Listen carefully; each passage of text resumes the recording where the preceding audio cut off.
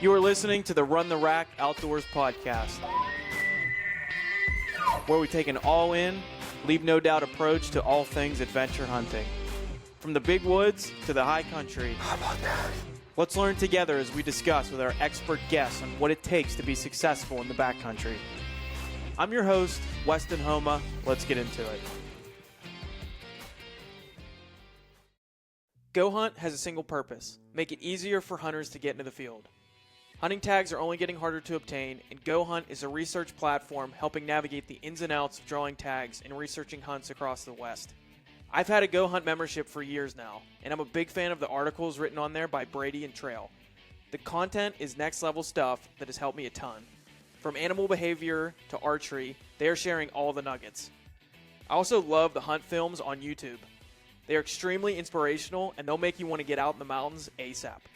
Check out the Go Hunt Gear Shop, where they have everything you need for this coming hunting season. Use the code RACK, that's R-A-C-K, for 10% off eligible items in the shop. And you can use the code RACK for $50 in-shop credit when you join as an insider. So sign up for a membership and immediately get $50 back toward hunting gear. Check it out, you won't regret it. Mountain Tough produces industry-leading functional fitness programming tested and proven by backcountry hunters and mountain athletes. Mountain Tough's programming allows users to train at home, at the gym, or on the go. These videos are like having a personal trainer right there with you every workout, wherever you are. Guys, I've been rocking the Mountain Tough workouts this past summer. I've been doing the mountain strength workouts as I'm putting on a ton of miles prepping for my 100-mile ultramarathon. This way, I'm going to be totally ready for hunting season once September comes around. There's also so much more video content on the app, including nutrition, yoga, mental health, and one of my personal favorites is the daily mobility. Use code RACK for 1 free month on the app. That's RACK, R-A-C-K, for 1 entire free month to try it out. Give it a look, and let's get Mountain Tough. All right, everybody, welcome back to another episode of the Run the Rack Outdoors podcast. Got another live episode for you from the hunt. We're in Idaho, elk hunting. We're on day 7. Yeah. And I'm with Dylan Frye. Dylan, how we doing? Not too bad, man. We're out here doing it. Yeah, we are out here doing it. So just a quick once over of kind of where we're at. So yeah, we're on day 7. We got 12 days out here. This is just Idaho over-the-counter tags that we bought as non-residents back in December. We're in an area where there's a lot of access. So these timber cuts, big forestry cuts, so these old logging roads, and there's just a lot of that, which, can lead to a lot of pressure. But basically our setup has been, we pulled the truck in on one of these old roads as far as we could, and then we backpacked up in, not terribly far, but just up over. So we were able to get just away from maybe the guys hunting just out of the truck or something. And then we've been able to, so we're on day 7 of the hunt, and we've been getting on elk. Yeah, action every day. It's been a lot of fun. Yeah. And before we dive into it real quick, so Dylan here, Dylan and I met just kind of over the past year or so, just kind of through friends and through running and stuff. You want to give a little intro? Just how long you been coming out west to chase elk and anything else? Yeah, so my name's Dylan Frye. I'm from Pittsburgh, Pennsylvania. Like Weston said, we met over the last year or so through running, through mutual friends, social media. Thought it'd be fun to do a hunt together. This is my fourth elk hunt out west. Second time here in Idaho. We got a nice 5x5 last time we were here. So, excited to be out here. A lot of fun. Hopefully we can get it done again. Yeah. Tell that story, if you want, real quick about that 5x5, because that sounded pretty sweet. Yeah. Yeah. Yeah, so we were kind of similar area where we are now. Lots of access, trails and roads below. And so we were kind of just hunting from the truck and hiking in as far as we can every day. We heard some bugles up on top of the ridge the night before, so we figured we'd set up shop down low that evening, and we got up early, started hiking up, got away from the people, and once you get above these roads, just a lot of thick mountain laurel and brush and all steep hiking, no trails, so just started bugling and a little bit as we were going up, following a bunch of sign, and eventually we just got one to fire off, and just kind of went back and forth with them until we got into this little like clear opening, and we kind of stayed tucked back into the pines and just kind of made like a little path for him to walk into, and just kept bugling and raking, and he started coming down bugling. We heard him stomping down through the woods, and popped right in that window in that opening, started raking a tree, ripping a bugle, and just funneled right through just like we were planning, and stopped broadside at 20, 25 yards, and Buddy was able to put an arrow in him. So, yeah, that was a fun hunt. So we're hoping to do the same thing again this time. We're hoping, yeah, and that sounds pretty sweet. It sounds like that bull, too, was just, I mean, he was just ready. Like, yeah. Like he was fired up. Yeah, no doubt about it. He was all in, ready to come in and fight. Mm-hmm. Yeah, he was pissed off, to say the least. So we'll recap our hunt so far, and we've had a couple of these setups like this. So, and we'll go through kind of day by day real quick, and we'll share some of the lessons learned. That's kind of like why I like doing these too. But we've had a couple good setups, and early in the hunt, it seemed like, we timed this really good. Like the rut's about to kick off. For sure. Yeah. Yeah, we had a couple of days there. We had some bulls fired up, and I almost got in a similar situation as what I just explained. Yeah. As last time, just yeah, the bull didn't fall the whole way through this time. So we'll run through. It's been pretty much something every day, which is good, which is really good. But like I said, we've been spiked out for the past. This is day 7. We're back at the truck now. That's why we're kind of like set up here. And we're going to move spots. But here's kind of what's been going on and what we're thinking. But we'll flash back, to the beginning of the trip. So if you're listening to this episode, last couple episodes I put out was from Colorado. So I was down there chasing mule deer, got my buck, came up to Idaho. Really, actually, what I did too, because I had a couple days early, I got here earlier than I thought. I came up here for a day and a half by myself, just scouted around, found some elk.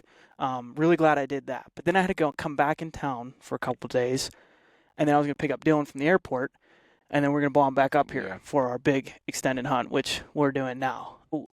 It all started, it was going to be Saturday the 13th, and Dylan's flight got delayed, which really sucked, dude. Yeah. Supposed to be here at, 11 o'clock lunchtime. Ended up being 11 o'clock at night. Yeah. So, there's some weather delays. We were supposed to go from Pittsburgh to Chicago right to Boise, and then the flight got delayed out of Pittsburgh in the morning.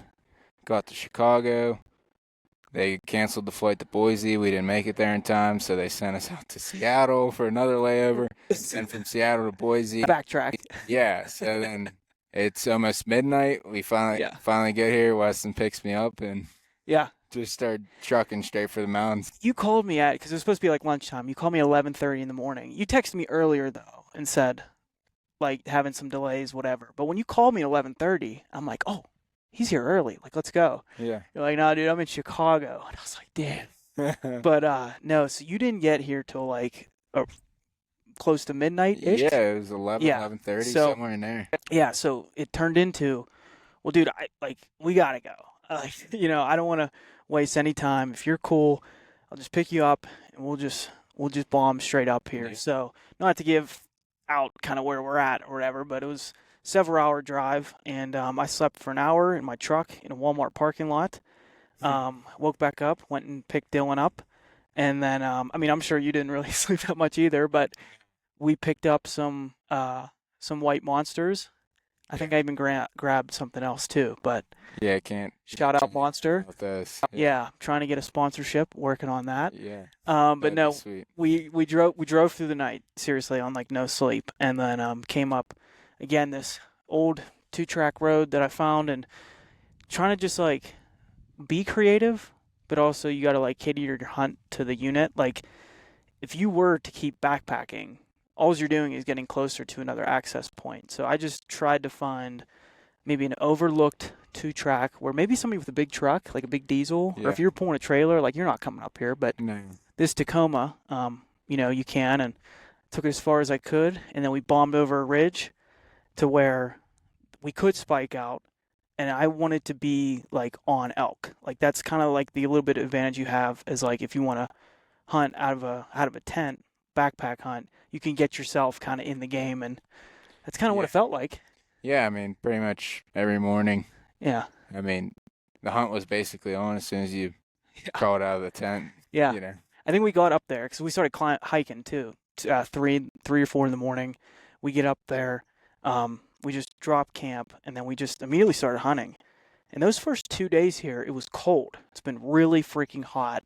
Yeah. It was cold and it was rain. We got dumped on. Oh man. It sucked a lot of time. That one time we were under this pine tree for a good bit. Yeah, and we were still was getting, like bad. still getting rain. Yeah. Yeah. We had wet boots for the first 4 days. That was the thing. So we were still up there, and we were like, let's pack 4 days of food. And that's kind of what I kind of like to do too. If I don't know much about the area, it's like instead of just because I've made that mistake before. I love backpack hunting, and I love if I could always just go in as far as I can for 10 days and hunt, and that's it. I like to do that if I really have a good, maybe if I scouted or if I've been there before. But when you don't know, it's really tough. So I was like, let's just call it 4 days. 4 days of food, see what we can get into, and things. That seems like just a good duration. Like things could change in 4 days. So that's what we did. We bombed up there. Those first 2 days, okay, like we glassed elk, but again, we're dealing with bad weather, cold, and so we stayed up there. And things are just not drying out because we're not getting bright hot sun. Yeah, wet feet for several days. Yeah, not fun. Yeah, no. Not fun. Things look pretty. My feet look pretty gross, but Yeah. it seemed like, and I guess long story short, we saw elk. We glassed elk. We did a stalk on where we saw some bedded in a timber cut. It seems like they like to stay high and feed in these old timber cuts, and I think they call it reprod. Just like you'll see a big square section, and there's smaller pine trees there. That's their reproductive, what they replant. So it seems like they like to hang out there. We went over there, but this is just a really hard environment to spot and stalk. There's a lot of underbrush. And you can be pretty loud. Yeah, super thick. It's pretty much impossible to sneak up on them. And that's why, back to your point, it's important about, like, we only came in for the first 4 days, and we'll see what happens because we don't know what the rut action's going to be like here, so we got to play it slightly mobile, considering that factor. With as thick and nasty as a lot of it is out here in Idaho, we can't really glass and stalk on them as effectively as hopefully trying to get some bugles and get some to come into us. But it seemed like morning of day 3, things were like, okay, I think we're on it. Yeah. Because day 3 started with those 2 bulls, right? Yep. Day 3 was kind of, we were right into it.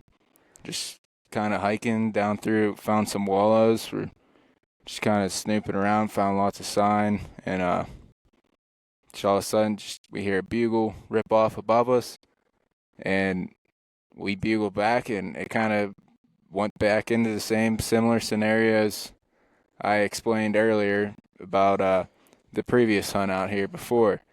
And we bugled back and forth.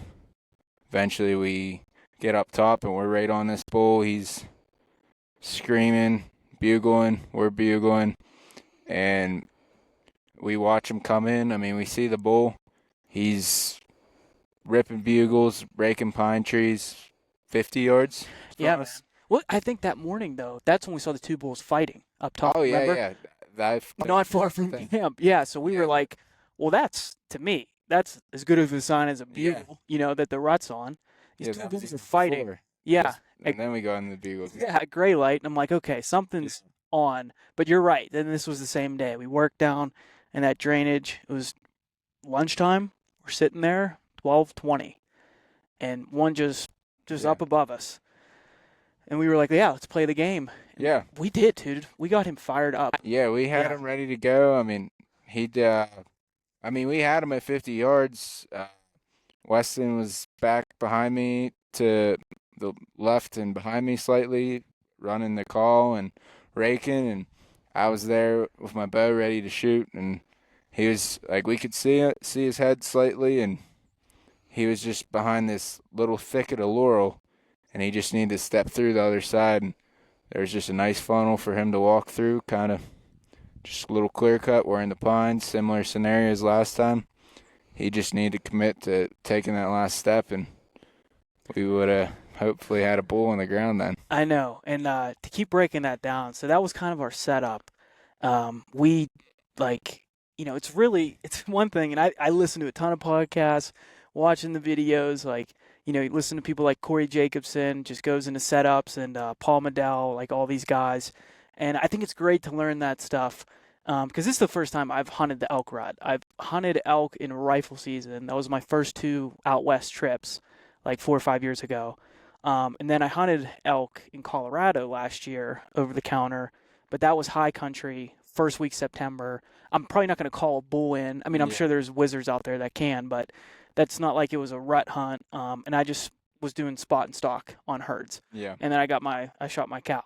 But this is my first elk rut hunt, so I'm trying to dive in, do a ton of research on setups and like what different bugles means and cow calls and calf calls, and I think it's all great to look at that. But when you're in the moment and that bull's fired up, and I got a GoPro video of like when we're right at the end there, I just GoPro myself because at this point I'm mad, dude. Like I'm mad. I'm like, Dylan, kill this bull. Yeah. Like so I just dropped back like a hare, and I was like, Dylan, just step like in front of that brush, and we just need this bull to break, basically. We just need him to commit to us.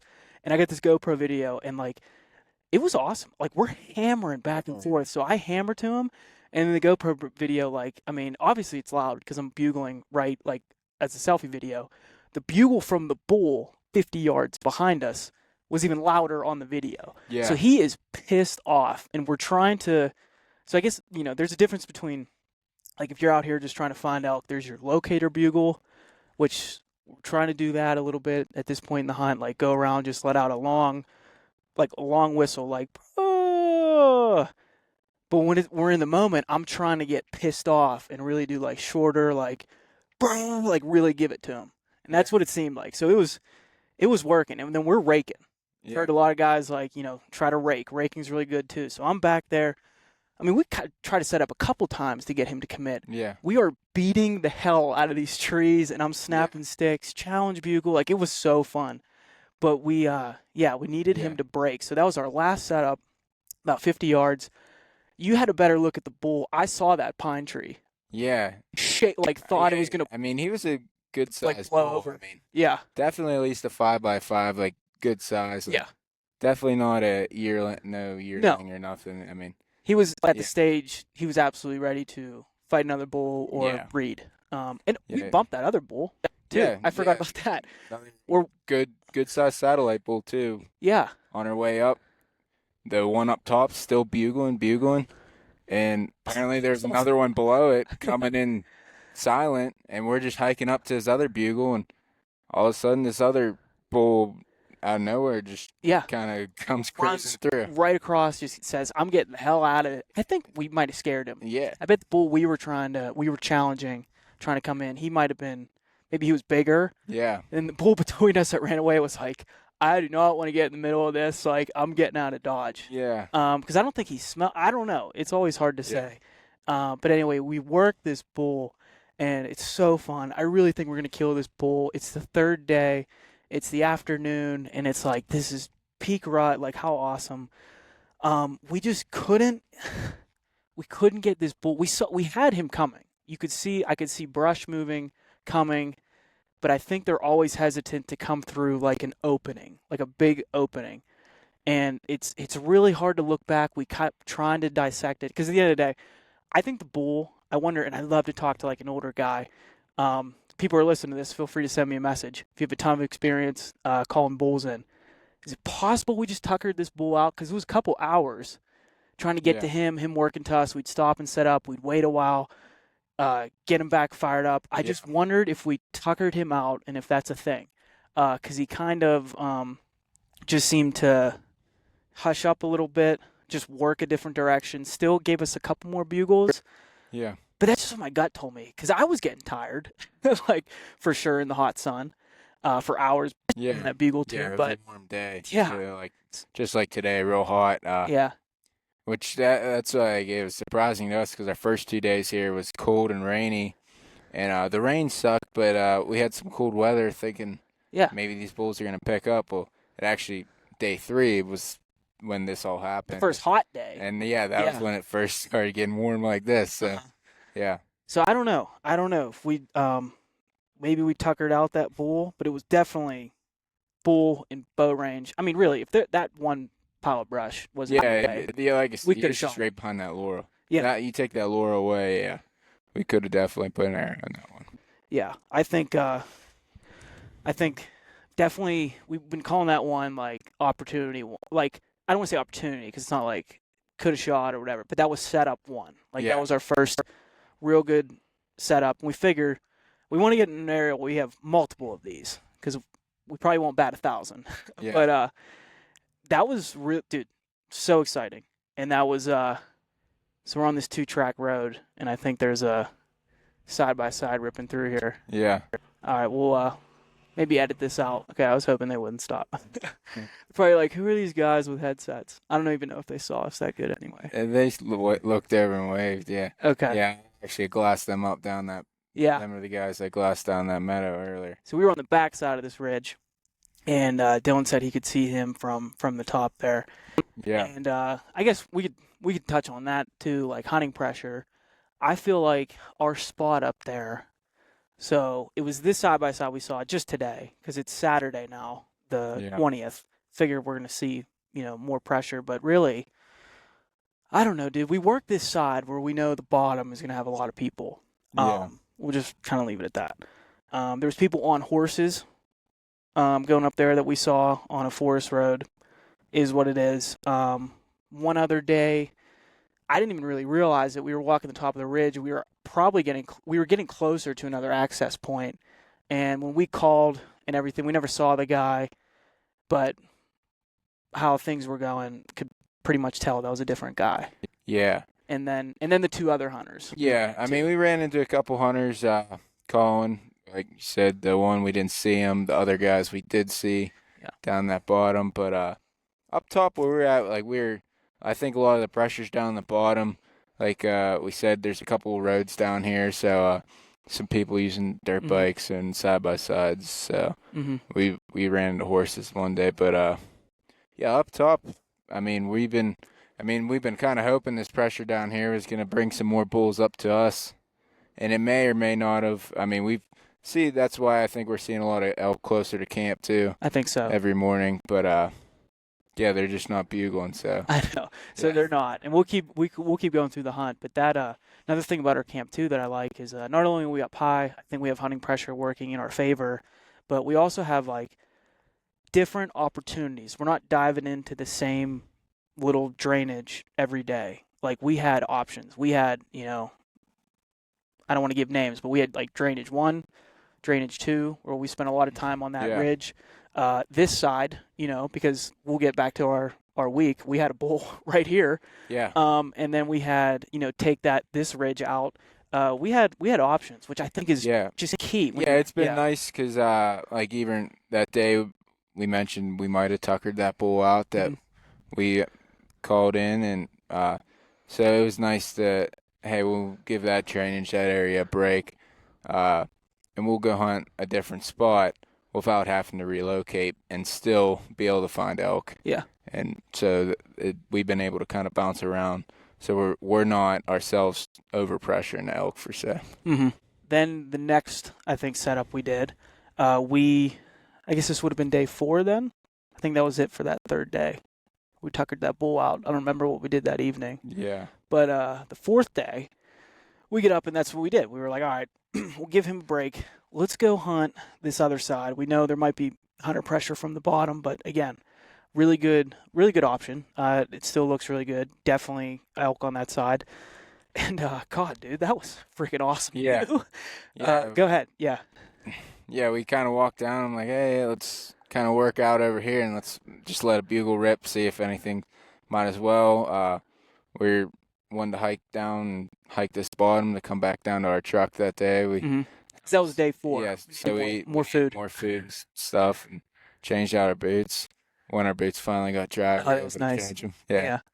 But so we let a bugle rip, and one it was almost kind of like a chuckle, like right back. So we're like, all right, so like we move up maybe not even 100 yards. Oh, not even. I mean, Yeah. 50 maybe even.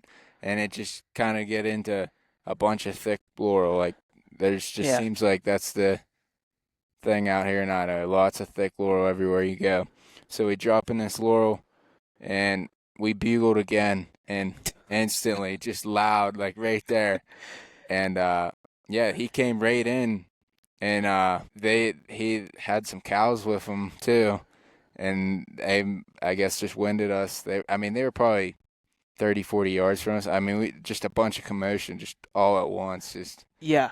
It was pretty epic. I think, we never got a good look at them because, like Dylan said, it's really thick. And this was another patch of reprod too, where that laurel grows up, and then they have all their replanting these pine trees here. So we can only really see 10 yards or so in front of us. Like, that's the thing. You try to get a good setup where you're close but not too close. You want to be in bow range, but also, like, sometimes it just you just have to, like, what are you gonna do? And it's tough too. Like, we're trying to play the wind. Yes. I mean, these elk are very, very. I mean, they pick up on your scent right now. I mean, if they smell you, it's over. So, but it's so thick. It's hard to kind of, and the wind's constantly changing through a lot of this thick timber and stuff too, because the thermals is bringing it up, but then there's creeks down the bottom, and it gets cold, so then the wind kind of just swirls around, and then you get in the sunny patch, and now your wind's going up, and it's all thick and nasty, and it's definitely really hard to, I mean, that's why, like we said earlier, like, sneaking up on these bulls and glassing, we'll glass them up, and you think you can get over there, and once you drop down into where you glassed them, all of a sudden it's just nasty laurel up to your head. Yeah. Dark timber, just real thick. That's the thing. We'll get over there. Yeah. Like, we'll make it. Oh, yeah. We kept saying the joke. We run ultra marathons. Yeah. Like, we'll get there. That's right. But it's so to be sneaky and sneak up in stock is tough. But no, we bugled, and we could tell from where the bugle was, where we snuck up to, that he was coming in, like, no doubt. And he was J-hooking us, because then he hammered off, literally almost rung my ears. That's why we were thinking 30, 40 yards. Yeah. And we could see, like, an elk trail right there once we peeked around. So he hammers off, and right before that too, that's why I'm assuming there were some cows as well. We heard them blow out. Yeah. So maybe they all came that direction at J-hook. He was so fired up. Maybe he might have still came in. I don't know.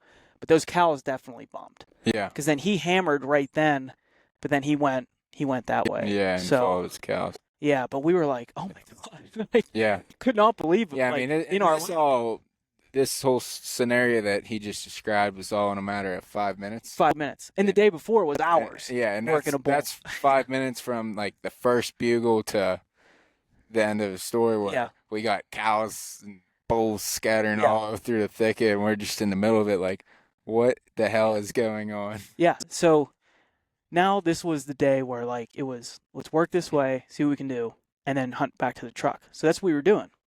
And it's day 4, so we were both, oh, dude, we're going back up. Grab more food, like, we're not moving, like, we're in it. And the rut's it's only going to get better, September's only rolling on, like, hell yeah. Not so much. No, it's kind of the activity we've seen elk consistently since then, but the bugling and stuff is pretty much came to, we maybe hear 1 or 2 a day, and you don't, I mean, there's no saying, even if it's a hunter or a bull. Like, we heard one this morning way down the hollow, but I mean, we've glassed up a side-by-side earlier, saw some people in that, like, it might have been them down there bugling, who knows. So for September 20th, and I think too, like, I like to think, like, with hunting and stuff, like, it's so hard. It's a numbers game. Like, we need opportunities. We need, to find just more quantity of elk. We need at-bats. Yeah. Cody Rich, I've listened to his podcast a bunch. That's what he says, at-bats. Like, you need the at-bats. So I think that night, day 4, I think that's when we worked down in those meadows. Yeah. And we found some elk down there, but once again we're calling, cow calling, calf calling, bugling, just creeping real slow, call, sit for a while, listen. Not a single response, and we just kept creeping. and eventually run into some and Yeah. they wind us and bump Yeah. them. I mean, we're not creeping up on them. We don't know where they're at to play the wind right. The wind's always changing. We need these elk to talk and bugle, and yeah, they're all here. Like we're on tons of elk for sure. Mm-hmm. Like most elk activity seen probably every day since the hunts I've come out here, but just very quiet and tough though still. Yeah. So it was pretty much that, bumping elk. The next day, day 5, again, I'm just trying to, we're not doing like long glassing sessions with a spotter. I'm trying to video as we go here. Like I'm doing a horrible job of getting animals in video because it's not a spotter and my on glass setup. It's things are usually fast. But when we're glassing, we're just sitting there with our binos for the, this feeding morning and evening hours, and we're seeing elk. Again, they're here. Actually, forgot to mention, earlier in the hunt, I glassed up a really good bull in a cut. So that's another bull. I just forgot to mention him. But that now day 5, it's a lot of the same. I think we glassed up some more elk. We went over there. We still hunted through the timber on that other ridge through the cuts. It was pretty cool. We got right up on this cow, and Dylan's down to shoot a cow. Yeah. So we almost put an arrow in her. Yeah, hey, elk hunting ain't easy. It's not. Yeah, we're new coming out. Yeah. We'll take Weston. Got to get a cow last year, so I'm not. Yeah, cool, I am not trophy hunting by any means, but I was like, I'd like to get a bull. Yeah, we're just trying to get some elk on the ground, get some elk meat to take home. Yep, but that was tough. We got close to her again, thick timber, trying to get a shot. She worked the other way. Really not much then, and we're not hearing bugles. One night I even said too, I said I'm going to do it in the middle of the night. And you were like, and then even you said, I agree. Maybe even after dinner, let's rip one because we're up on this ridge top. No responses. I set an alarm for 3:30 in the morning. I'd rip the bugle. Then still nothing. I stayed up for a little bit. I didn't hear any bugles. Not hearing any bugles in the morning. That's what's making this really tough. So now we're talking about moving and all these things. And I was like, well, one more thing we can try is sitting wallows. Guys do that. Kill elk plenty.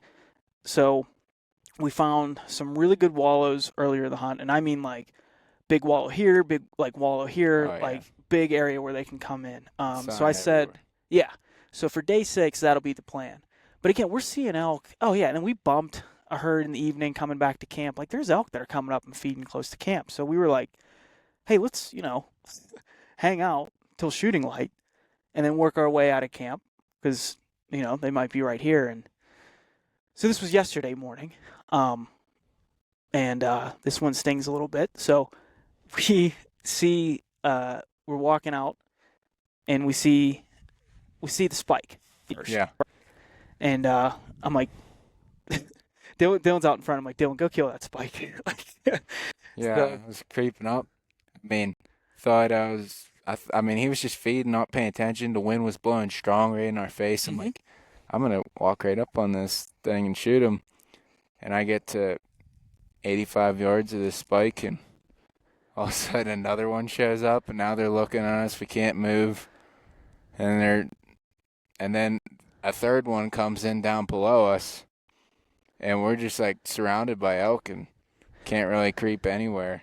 No. And these elk, this one spike started barking at us, wouldn't leave, but wouldn't get closer, wouldn't get any farther, just stand right there.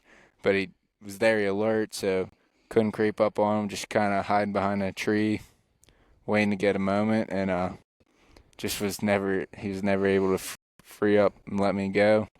And then another bull came below us, and Weston went down with him, and that's you.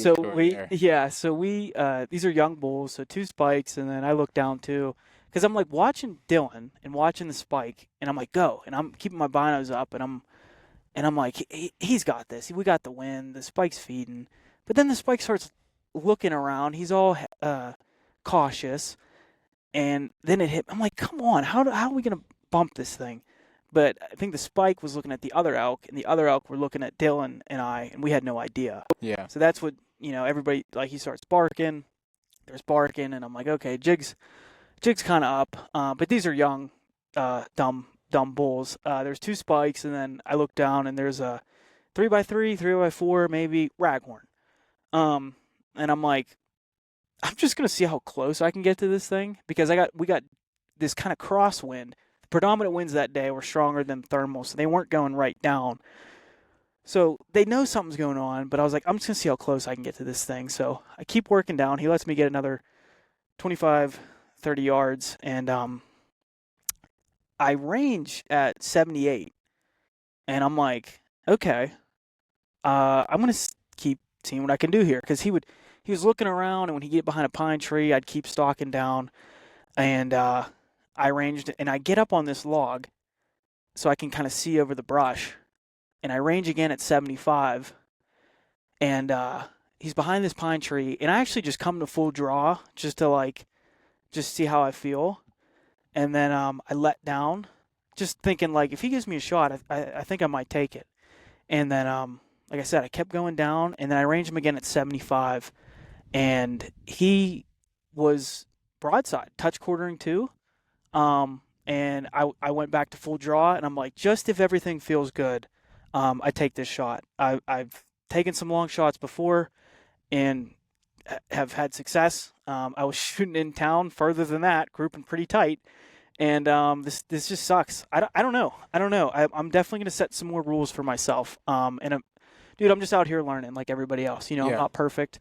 So anyway, if you can't tell, I let this arrow go and went under him. So clean miss. I glassed up the bull 2 more times on his way scurrying out. Completely fine. We found the arrow as well. Totally blood, clean. no. Nothing at all. Yeah. Little butt hurt, but because I was even coming in, I was like, I'll shoot a raghorn, no doubt. But just shook my confidence a little bit. But hey, I started this saying I'm going to share everything I do. I take ownership of everything, and that's what it was. Yeah, definitely a tough break, especially as hard as we've been working this. We finally had the opportunity right there. But once again, it comes back to our point of, it's super hard to creep up on these elk through this thick territory that we're hunting in. I mean, that was 78 yards, whatever it was there. That was like the closest we could possibly get, and that's pushing it. But all of this is just lessons learned. This ain't easy. Coming out west isn't easy. It's a lot of fun. I recommend. I tell anybody to do it. It's the most fun you can ever have. But you just got to come out here and work hard, and no matter what, just be willing to learn, because we're just going to keep making mistakes, and I'm sure we're going to screw up a million more things. We got 5-6 more days left to hunt to screw up plenty. So and we're going to give her hell. Yeah. And we have been. Patience is something I'm getting better at, but just need to keep working on. It's just like, I tell myself too, it doesn't matter how hard you work. The elk don't care. You're not owed anything. You just cross your fingers and hope for a break sometimes. But no, you got to just always stay true to, your effective range, the rules you set for yourself. If people are listening to this still from the last few episodes, I missed a mule deer too, a long shot last week. I ended up killing a buck though, closer. But like I said, I was shooting good in town, had everything shooting good. But I just want to mention that in there, that I hope people can take away from this. Maybe there's somebody out there listening that can learn from my mistakes and help you a little bit too. Because I think my new rule is going to be, dude, I drop bombs in practice, like 80, 90 yards. I have days where I'm hitting real tight. I just take pride in it. I don't shoot Vegas. I'm not an expert, but, I do all my own tuning. I love nerding out on it, but I don't care. There's a difference. There's a difference between when it's a live animal. Maybe you're at a little bit of an angle. I was standing on a log, like I said. I'm not in my backyard. I'm tired, dehydrated. So all these things. So I think my new rule might be like whatever my effective range is in practice, maybe cut it by like 20% or something. I don't know. I don't know my new rule yet. But all I know is I'm going to be more patient and definitely wait for a higher percentage. Yeah, even the pressure that's on you too in that moment. When you're out here and, you're hunting your ass off nonstop and that opportunity finally presents itself, there's a lot of pressure on it because it's like it's down to this, Yeah. like And I felt Good so shot, yeah. good, dude. There's something about this open country where it's like, if I put a target out at my house, 75 yards away, I'm like, yeah, that's a poke. But I don't know, man. yeah, These bulls, these elk are massive, and there's the open country, and there's not a Yeah. lot of like compare it to. they And definitely perceive you. And you're yes, and like, like, oh, I can shoot that. and I have this, Actually, a lot further. I know, and I have this pin settled on it, and I'm like, I can make this shot. I have it, dude. I let that shot broke, so I shoot a hinge, and that shot broke. People shoot a hinge, you know what I mean? Like it broke, like that pull break, and I was just like, let me hear that smack. Like it's gonna happen. It never happened. I was like, you got to be Yeah. kidding me. But we'll let it go. Yeah. But like I said, I take ownership. I'm gonna Yeah. work so hard from it, and that's just gonna drive me to be better. That's all. Yeah, I will say that's all that matters. and I want to get more into the hunt, but again, if this was just me sucking, that's the top of my list of why I missed. I'm totally fine with that. I will say, and this is a good tip too, if you're traveling to hunt, whatever, keep a little target in your truck. Felt so good. Even so on day 4, we got to the truck. We had to get new food. We shot our bows. Yeah. That felt good. But I didn't shoot at distance. I really didn't. Shot at 20 yards. But when we came back here on this time, and I'm like, no, I need to back up. I need to shoot at distance. And it's a very small target. It's a Reinhardt little ball target. I shot at 30, and I hit the dirt low. I backed up to 40 and hit the dirt again, like even lower. So I'm like, okay, I don't care what is going on. All I know is I'm shooting low, and I'll make a sight adjustment. So I did crank that thing, if I'm shooting low, brought it down. Did crank that thing down a very fair bit, and then backed up, kept shooting, was on target, backed up to 50. I was high on that one, so I brought it down a touch more, and then I put 2 good shots at 50. Again, I'm going to definitely lower my effective range, but I feel so much better now. It is what it is. I don't know if my sight moved. I don't know if me being inconsistent, whatever, but I got that checked now good. And that I just want to tell that story too, because if I didn't have that target, oh my God, dude, I'd be freaking out if I got another shot opportunity, even if it was 20 yards. But I feel like clean slate, restart. Again, obviously the bull's fine.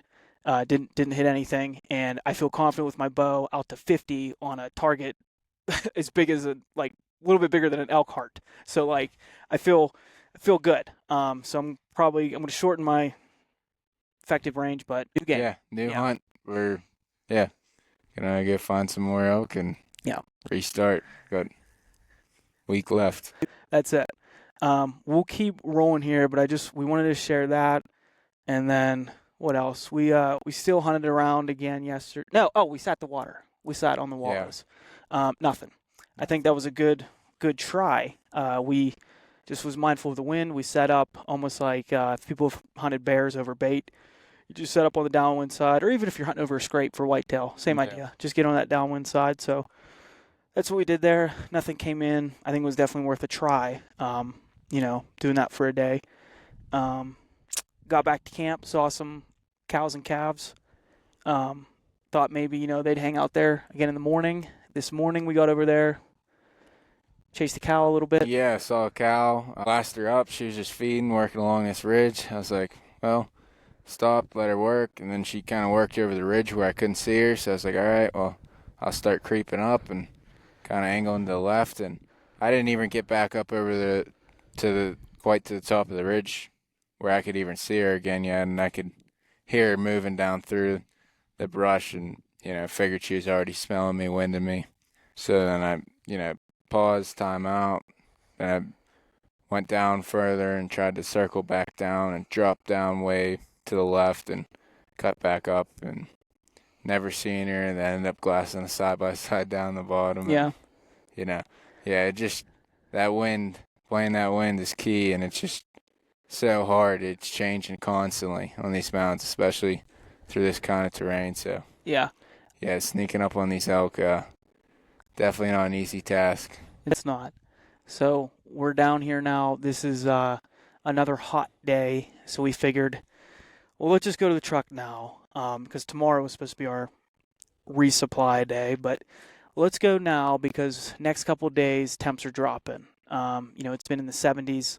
is the high, but now it's only going to be low 60s. But at that low night temp is supposed to be around 40. I think it's even 39 on Monday. So we're hoping the getting's going to get good here in the next couple of days, just something different. So it's like, all right, since we got another hot day, let's come to the truck now.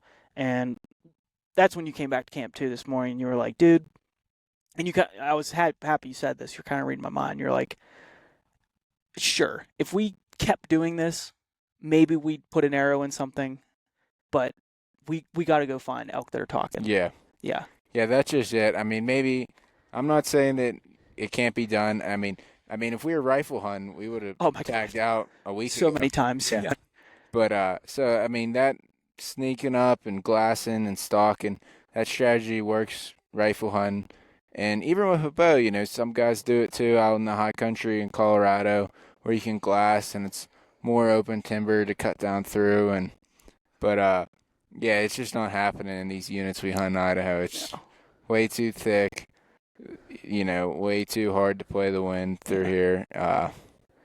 And like a lot of times, like it's so thick, even if you don't get winded, like they see you before you see them because it's loud. You just like, yeah, it's loud. There's lots of laurel, or you pop out and it's finally an opening, and it's like you don't see the elk until you're right on top of it. And at that point, the elk looks at you, you look at the elk, and you can write that one off. You know?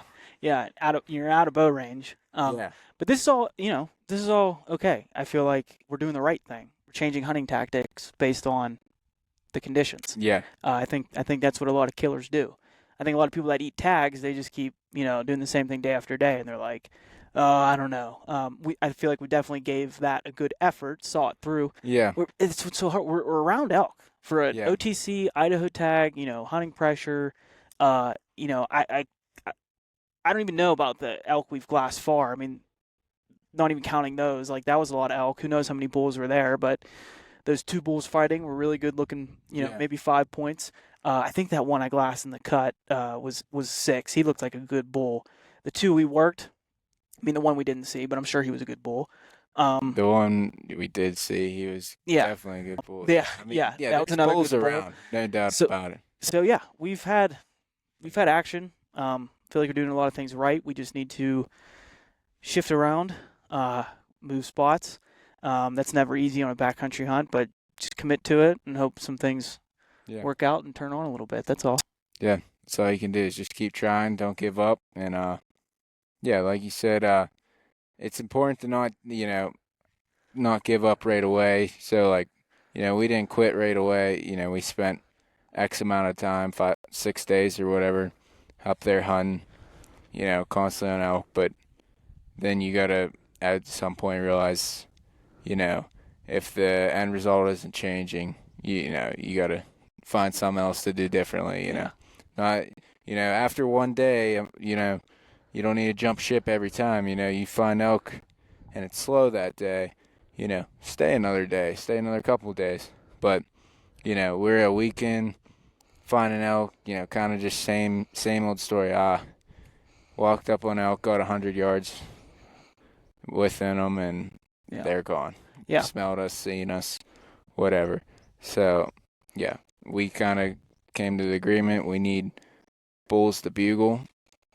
And that's the only way we're going to be able to kill these bulls within bow range. So we're going to go find another spot that did some e-scouting and found it, and hopefully it's good. Yep. Looks pretty steep. A lot of good north slopes, maybe south slopes where they come over the top and feed, and not a lot of these forest roads. I think there's kind of one road back there. I'm hoping, take my truck back there, and then we'll just do a lot of hiking around. And who knows? We'll see. We're going to keep... that's joking about it. We're going to keep hammering. Yeah. I can't stop hammering. Yeah, we can't stop. We can't stop hammering. Yeah, you definitely, if you're thinking about, doing an out west hunt, definitely do it. But, it's definitely no joke. Definitely not easy. I think a lot of people overlook it. But, if you want to be successful out here, you got to go in deep. You got to get away from the roads where the people aren't, where the elk are. And, you just better be in shape. So For sure. Before we wrap up, too, and I kind of want to get into this at the beginning, but we've had some good conversations throughout the trip about just, preparing physically for these hunts. Yeah. So I share, a little bit of like my running and training and stuff too. And not saying you have to run ultras, Yeah. to hunt elk and stuff, but Dylan and I were talking how, something, and there's still, I'm not saying just run and don't strength train. Hike with a backpack, that's all good stuff. But Dylan and I have been talking. Dylan runs ultras too, marathons. I've seen him grow as a runner over the past year, and he's just kicking ass. Thanks, man. Yeah, and that's what I knew hunting with Dylan. Like, I don't know what Dylan knows, but I know Dylan is gonna be a workhorse and not quit. And you have been, dude. And it's been awesome. But we've been talking too about just like kind of the confidence that those runs give you. Like last night or whatever it was, and I was like, yeah, okay, we want to go up Glass over here. We got 1,000-foot climb, and it's just like, yeah, check, Roger. No, like, no big deal. Because do it, I mean, we both just did ultras.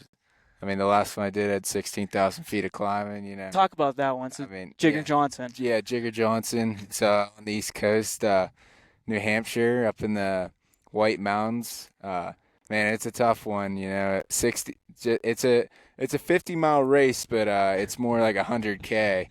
I was tracking on two different things, and I think I got like 59 on one and 61 miles on the other. So, and then almost 17,000 feet of climbing, 16.8 or something. But the course is completely unmarked.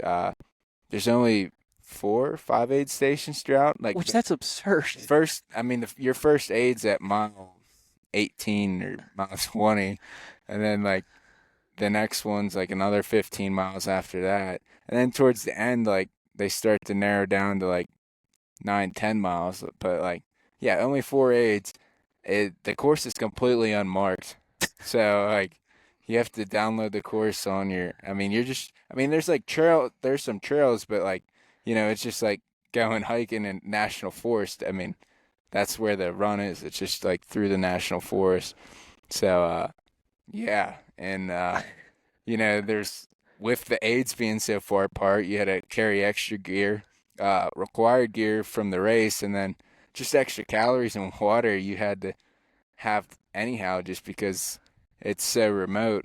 So, your packs were a little heavier than your typical ultra, but we made it through. We finished. It was a brutal one, but and it was a lot of fun. I mean, running's the best. I'd recommend it to anybody. Man, I love it. But and you went through the night too, and like all through the night. 24 hours. Race it was. I mean, but like, what was? The winner? Like, this was an insane. Who was the winner of the?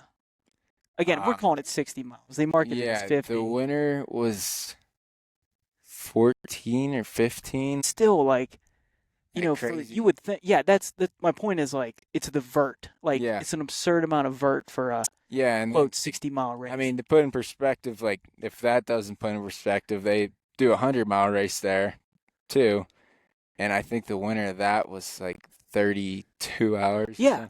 Crazy. With some of these fast hundreds, like Western States, which still has like 10,000 feet of gain or something. I don't know. They're like half that, like 16.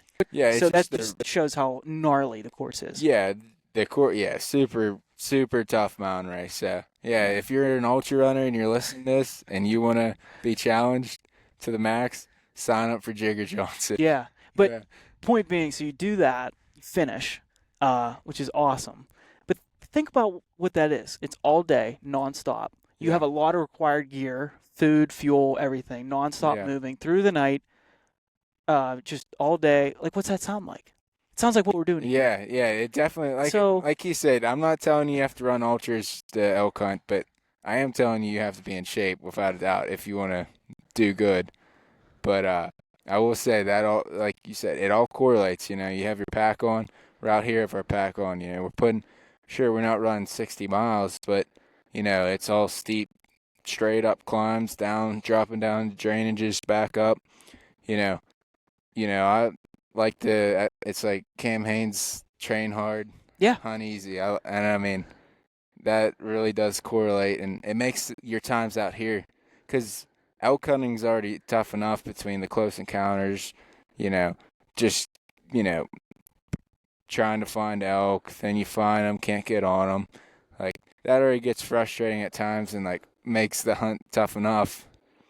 If, like, the climb and everything, carrying your gear is really breaking you down too, then, I mean, it just makes for a miserable time. I can't see how you're going to have much fun. Yeah, but doing those races like that and the training, it gives you that confidence, and it's like whatever we were day 6. Yeah, we got a 1,000-foot climb. We'll try to get up there in an hour, and then glass in. And we were like, all right, let's go. So even just the discipline you built, that carries over to this and anything else in life. Just the constant training every day and the time it takes, and just like preparing yourself, and it correlates over to preparing for this hunt, just shooting your bow, getting in shape, getting better gear. And that's the biggest thing. Like, I don't have and you don't need all the greatest and latest gear and everything to go hunt. And like, you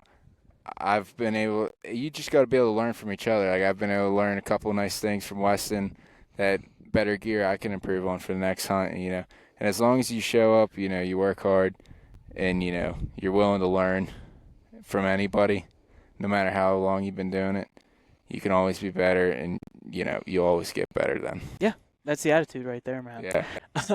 No, all good stuff. But before we wrap up, dude, because you've knocked out a bunch of stuff, like the marathons, the high rocks, and everything. Yeah.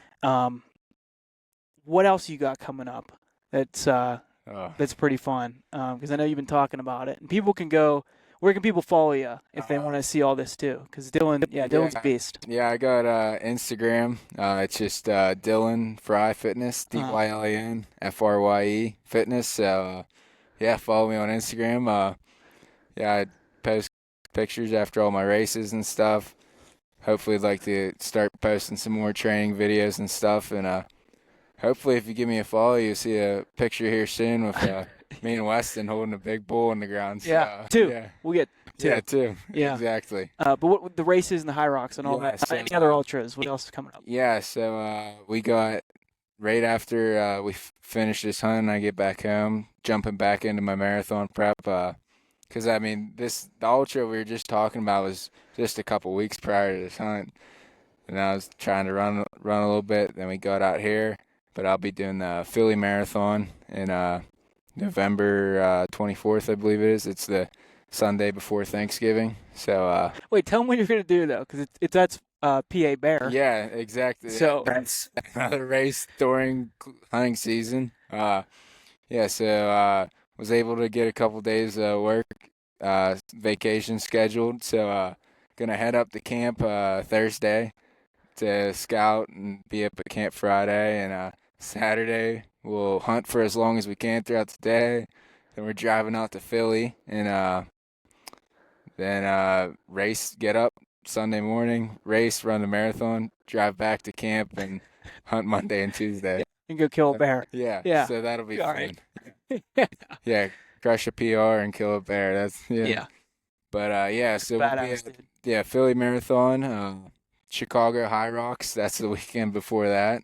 So and then we got another big ultra next year, Rabid Raccoon in Pennsylvania. It's just west of Pittsburgh. But that's a 100-miler. So we're excited to do that. First hundo. Yeah. Yeah, good luck. Yeah, it's going to be fun. Yeah, man, you're going to crush it. Yeah, you're a beast. Yeah, thanks, man. Yeah. You're a beast, too. All right, everybody, we'll wrap up. We got elk to go chase. So that's what we're going to do. We got, 5 days left, whatever it is. We'll go get on some elk.